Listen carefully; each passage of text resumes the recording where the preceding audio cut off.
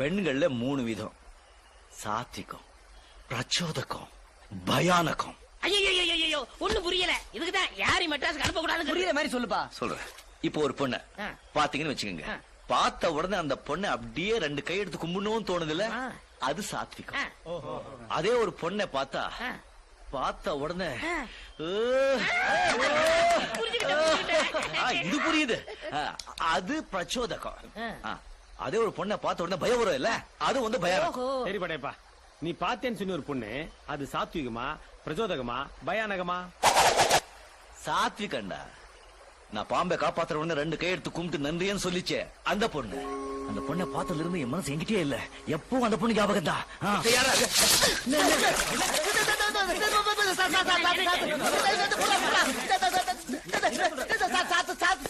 சாத்துக்குடியா? சாம்பார் சாதம் சாத்விகமா?